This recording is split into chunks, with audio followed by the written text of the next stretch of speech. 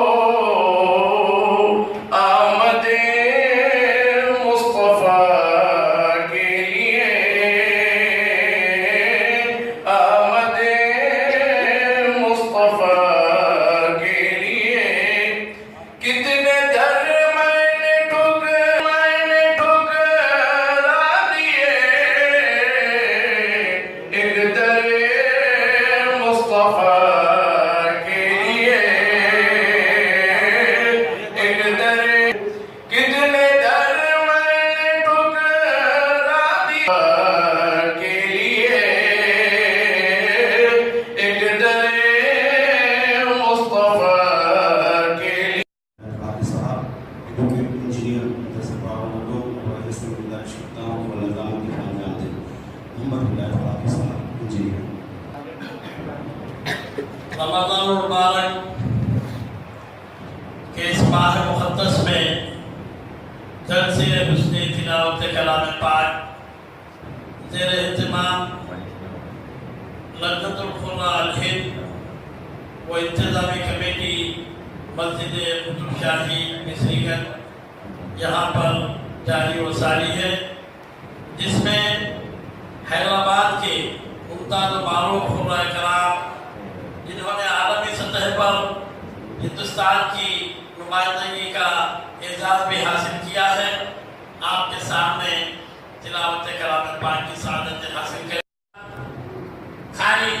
علی صاحب خانوی صاحب سے کہ وہ تلاوت کلام پاک کی سعادت حاصل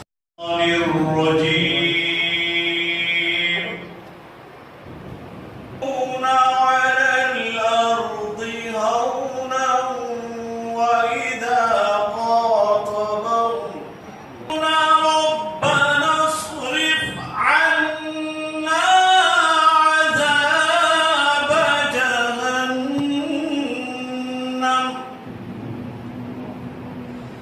إن عذابها كان غراما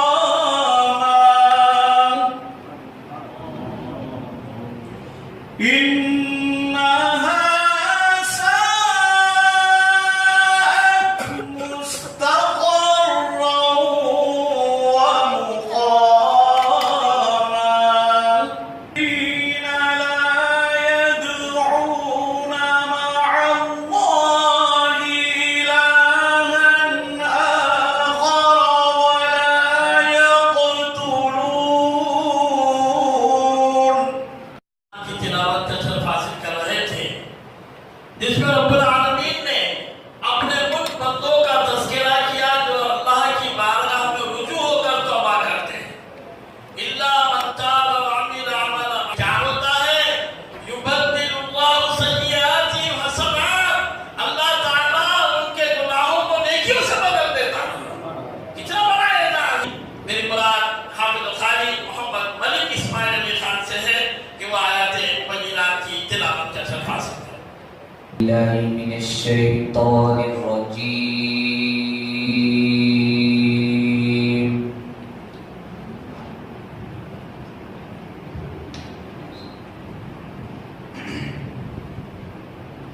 بسم الله الرحمن الرحيم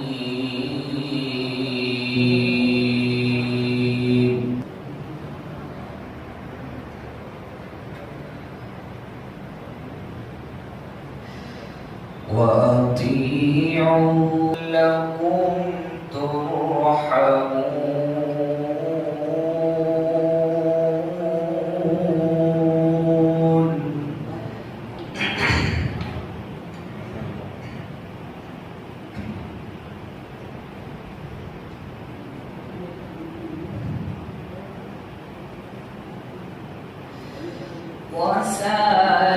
وسارعوا إلى مغفرة من ربكم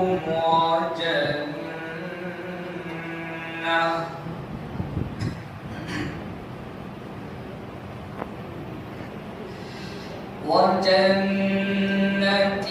عرضها السماوات والأرض أعدت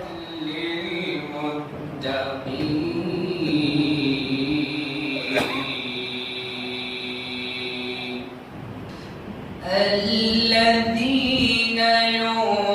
ينفقون في السراء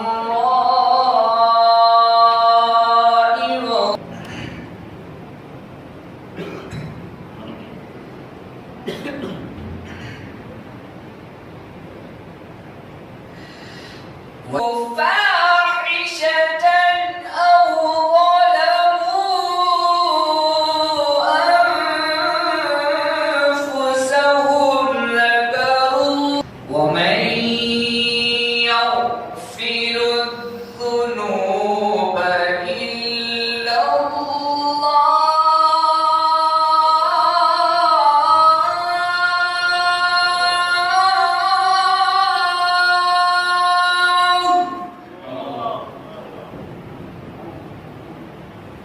ولم يصروا على ما فعلوا وهم يعلمون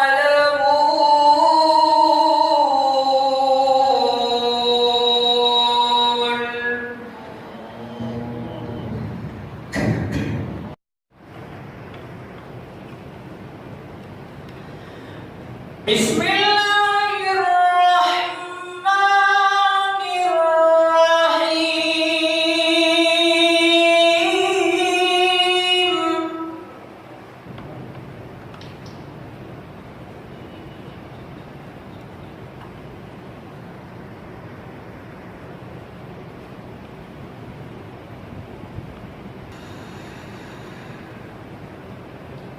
إذا الشمس كورت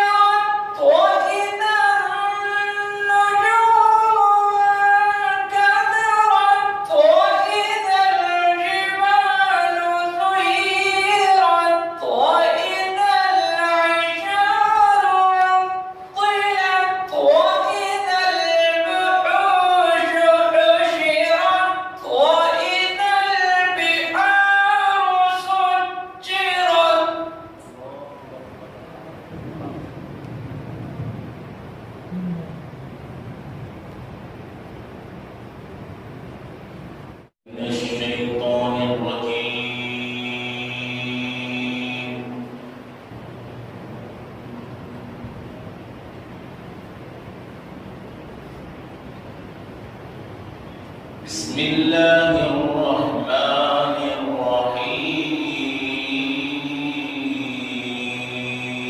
الرحيم على النبي من حرج فيما فرض الله له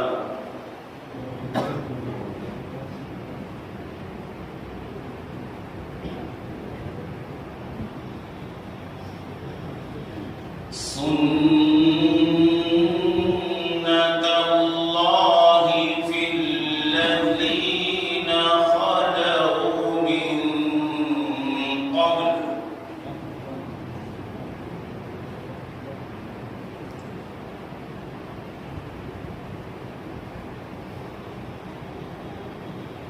وكان أمر الله قدرا مقدورا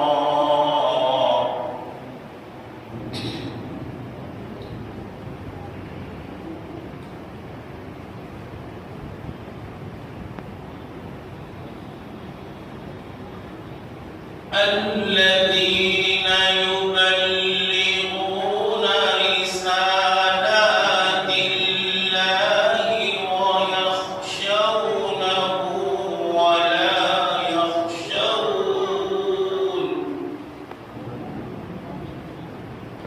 ولا يخشون أحدا إلا الله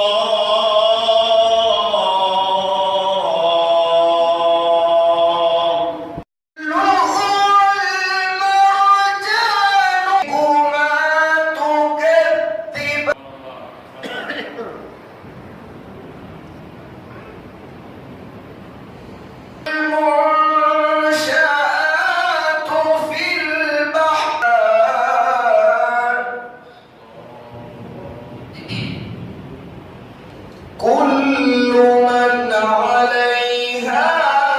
فان ويبقى وجه ربك ذو الجلال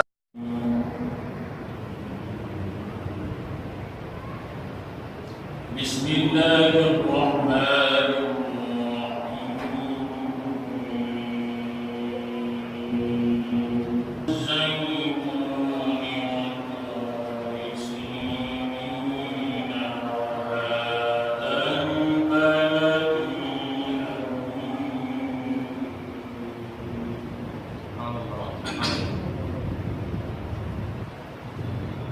لقد خلقنا الإنسان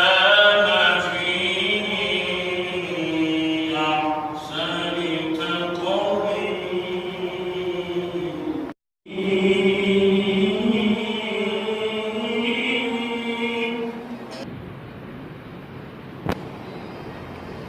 إلا الذي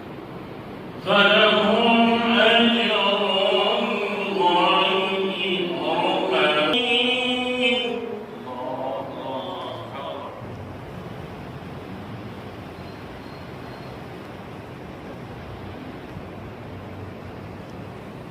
بسم الله الرحمن الرحيم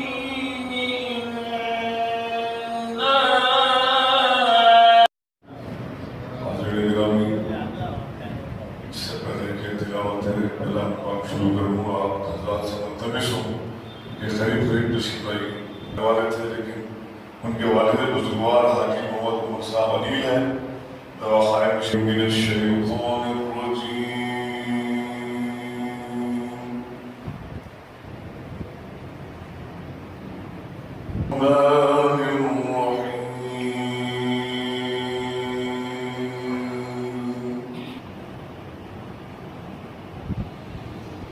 وأوحي إلى نوح أنه لن يؤمن من قومك إلا من قد آمن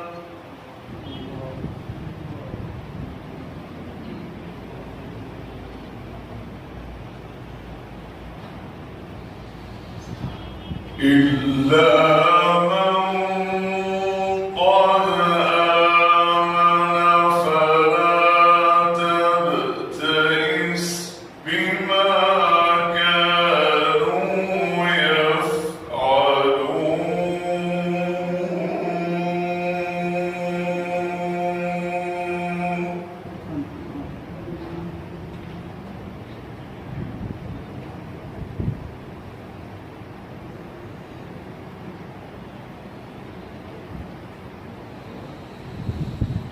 واصنع الفلك بأعيننا ووحينا ولا تخاطبني في الذين ظلموا يخزيه ويحل عليه عذاب مقيم.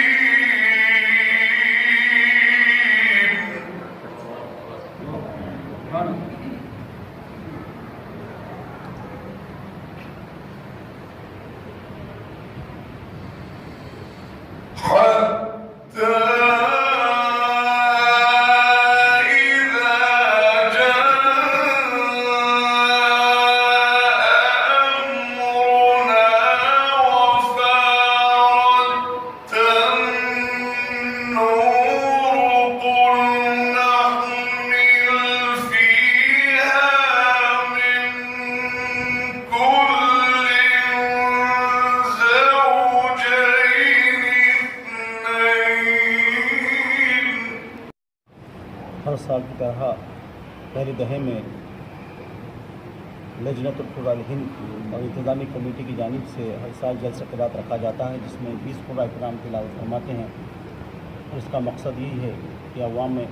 تجوید کے ساتھ بچوں کو سکھایا جائے اور اذان کی عملی اور تربیت ہر مدرسے میں، ہر اسکول میں سکھایا جائے. یہی مقصد سے یہ جلسہ کیا جاتا ہے. میں لجنت القرآن کے معتمر صاحب جناب ولایت حاجی صاحب سے التماس کرتا ہوں کہ وہ اپنے خیالات کا اظہار فرمائیں. ماہ رمضان مبارک کے اس مقدس مہینے میں لجنت القراء الہند کے زیر اہتمام کئی مساجد میں ہم صوت قرآن اور قرآن تلاوت کلام پاک کے جلسے منعقد کرتے ہیں. اس کا بنیادی مقصد یہ ہوتا ہے کہ نوجوان نسل کو تجوید اور لحن کی طرف راغب کیا جائے، اور ہم اسی مقصد کے لیے ان جلسوں کا انعقاد کرتے ہیں. یہ مصباح القراء حضرت علامہ محمد عبداللہ قریشی الازہری علیہ رحمۃ والرضوان کی خدمت میں ایک تحسین ہے کہ آپ نے جو عظیم کارنامہ انجام دیا کہ شہر حیدرآباد میں تجوید کے ساتھ لحن کو عام کیا. لجنت القراء الہند اسی مقصد کے تحت ان جلسوں کا اہتمام کرتی ہے، اور حسن تلاوت کلام پاک کے جلسے ماہ مقدس میں مختلف مساجد میں لجنت القراء الہند کی جانب سے منعقد کیے جاتے ہیں. ہمارا نوجوان نسل کے لیے یہی پیام ہے کہ وہ تجوید کی طرف راغب ہو اور لحن سیکھیں کہ یہ تمہارے لیے اللہ اور اس کے رسول کے قرب کا ذریعہ ہے. میں بارگاہ رب العزت میں دعا کرتا ہوں کہ پروردگارہ قرآن کے فیوز و برکات سے اس ماہ مقدس میں ہم کو مالا مال فرمائے. وما علینا الا البلاغ.